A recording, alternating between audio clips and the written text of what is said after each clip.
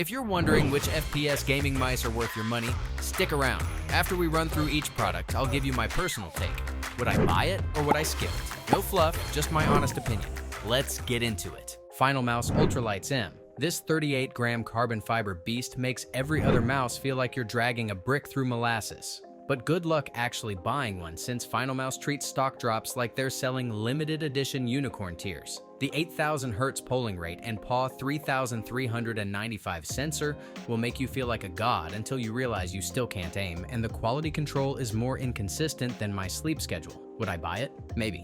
If I could actually catch one during a drop, and don't mind potentially getting a lemon from their infamous quality control lottery. Pulsar X2. Crazy light. At 35 grams, this thing is so light it makes the Final Mouse look chunky, and the build quality is surprisingly solid for something that weighs less than my morning coffee. The PAW 3395 sensor and 8000 Hz polling rate are great, but the coating gets slippery when your hands are drier than my humor, which is saying something. Would I buy it? Yes. It's basically everything the Final Mouse should be, but actually available to purchase without selling your kidney. Gwolves Hottie S28K. This 34-gram speed demon with its PAW 3395 sensor and 8000 Hz polling rate is lighter than my commitment to New Year's resolutions, but the open bottom design means you'll be cleaning more dust out of this thing than a janitor at a sawmill. The build feels solid enough despite looking like Swiss cheese, though at $139 you're paying premium prices for what's essentially a hollowed-out mouse.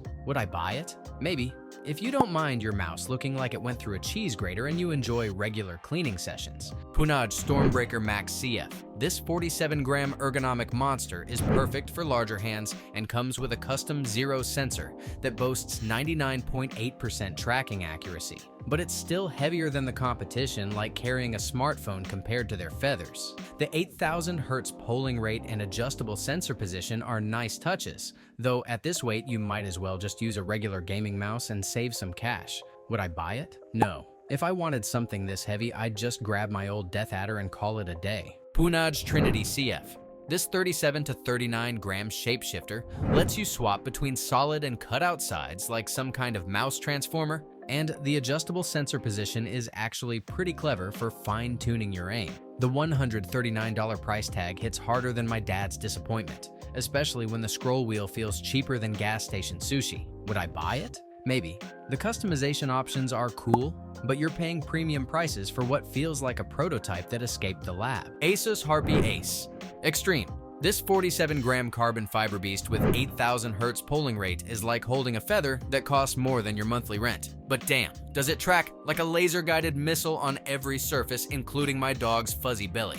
The scroll wheel is stiffer than my back after a 12-hour gaming session, making it feel like you're trying to turn a rusty bolt every time you need to switch weapons. Would I buy it? Maybe. Because while the performance is absolutely insane with zero motion delay issues, dropping $250 on a mouse when I could buy a decent keyboard and mouse combo feels like financial self-harm. Fanatic Maya X8K. At 45 grams, this little speed demon with the PAW 3950 sensor will make your flicks faster than your internet arguments. Plus, the optical switches mean no more double-clicking disasters that ruin your clutch moments. The battery life is more disappointing than my last relationship though, giving you mediocre hours of wireless gaming before begging for the charger like a needy ex. Would I buy it? Yes, because even with the battery being weaker than my willpower around pizza, the 8000 Hz wireless performance and lightweight design make this thing a headshot machine. Fanatic Maya X8K. This collaboration between Fanatic and Lamzu delivers top-tier internals with fantastic coating that grips better than my anxiety during ranked matches, weighing in at just 45 grams of pure competitive advantage. The software looks cheaper than a gas station energy drink, and the hollow bottom design makes it feel like you're holding an expensive plastic shell instead of a premium gaming tool. Would I buy it? Yes, because despite the questionable software aesthetics, the PAYO 3950 sensor with 8000 Hz polling rate and those buttery optical switches make every headshot feel like pure dopamine injection. Vaxis Ziggyan NP01S2 Wireless. This 56-gram ambidextrous beauty with its unique shape sits in your hand like it was custom molded for your grip, featuring Huano switches that click with more satisfaction than popping bubble wrap. The battery life could use some serious steroids though, and I'm still salty they didn't throw in replacement feet.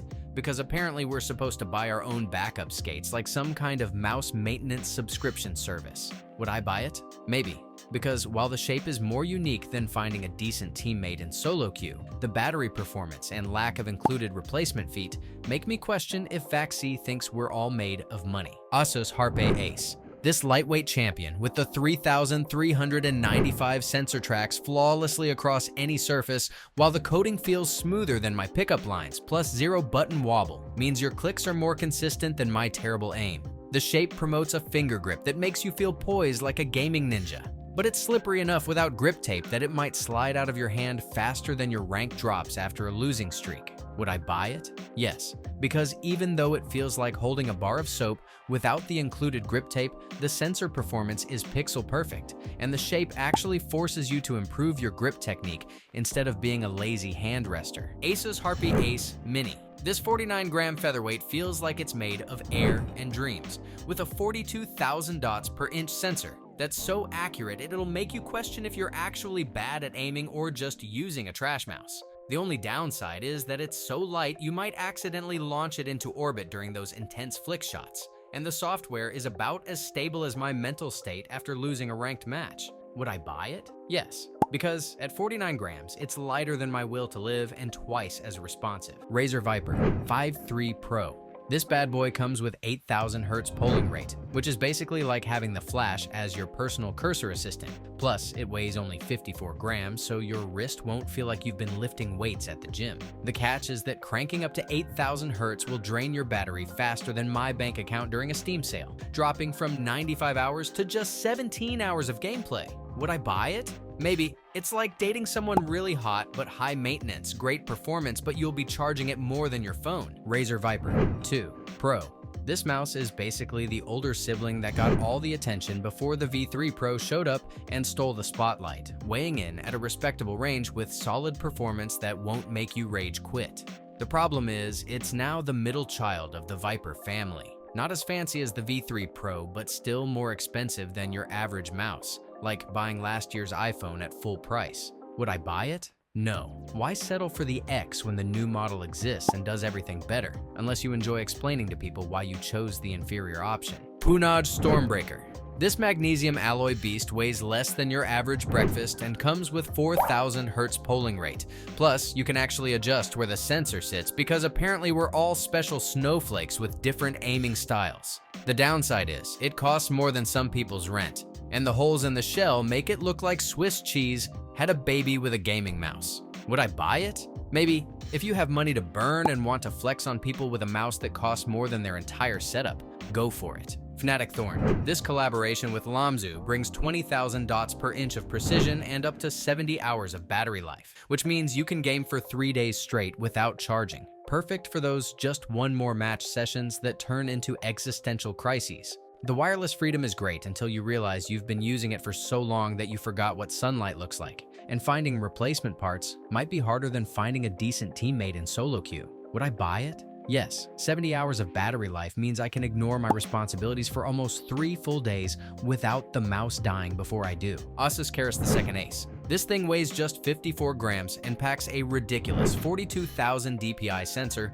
that can track on glass, which is perfect for when you inevitably rage quit and throw your mouse pad across the room. The optical switches are rated for 100 million clicks, but they're louder than my neighbor's dog at 3 a.m. And while the 4,000 Hz polling rate sounds impressive, you'll need to buy a separate adapter because apparently including it would have bankrupted them. Would I buy it? Yes, because at this weight, I can finally achieve my dream of becoming a human aimbot, even if my wallet cries a little. Pulsar X3 Mini. At 50 grams, this mouse is lighter than my self-esteem after a bad ranked match, and the shape is basically a love letter to the legendary Logitech G703, but with modern guts that don't suck.